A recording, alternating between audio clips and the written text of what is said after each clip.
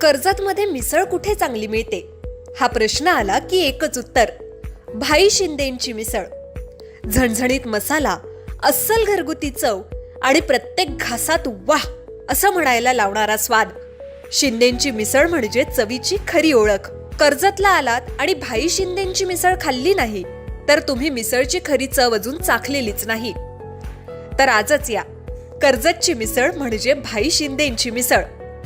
अधिक माहितीसाठी संपर्क 9067208163. पर्यटनावर तुम्ही अनेक वेळा बोललेला हाऊसमध्ये माथेऱ्यांच्या. आता हे पर्यटन जे आहे सगळंच टोरंटो प्रकल्प येत आहे, 2 धरणं जे कर्जत फार्म हाऊस संस्कृती ती आता कुठेतरी डबघाईला जाणार आहे या सगळ्या परिस्थितीवर.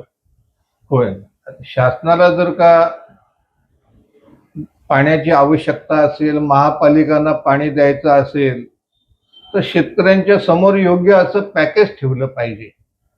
म्हणजे ज्यांच्या जमिनी जाणार आहेत, ज्यांची घरं जाणार आहेत, ज्यांचं पुनर्वसन केलं जाणार आहे, त्यांना कुठे तुम्ही जमीन देणार आहात, कुठे प्लॉट देणार आहात, त्या जमिनी तुम्ही कुठे त्या शेतकऱ्यांना पसंती त्यांची विचारलीत का, जमिनीचे भाव काय असणार आहेत, आणि ज्या प्रमाणामध्ये तुम्ही पाण्याचं वाटप केलेलं आहे त्याचप्रमाणे तिथल्या शेतकऱ्यांच्या प्रकल्पग्रस्तांच्या वारसांना नोकऱ्या त्वरित मिळाल्या पाहिजेत.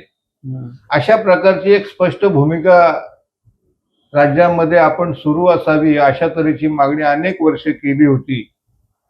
परंतु आता आपण काय बोलू शकत नाही. आपल्याला काय आता लोकप्रतिनिधी म्हणून बोलण्याचा कुठलाही अधिकार नाही. लोकांचा मोठा आक्रोश आहे. ह्या आक्रोशाला वाचा फोडण्याचं काम मग कर्जतमध्ये 18 तारखेला झालेलं आंदोलन असेल, त्या दोन्ही धरणांच्या परिसरातल्या शेतकऱ्यांनी काढलेला प्रचंड मोर्चा असेल, याकडे अजूनही शासनानं कुठे लक्ष दिलं नाही, त्या शेतकऱ्यांशी चर्चाही केली नाही. हे सगळ्यात मोठं दुर्दैव आहे. पर्यटनाचं नुकसान होणार आहे, गावं विस्थापित होणार आहेत, हेही अगदी महत्वाचं आहे.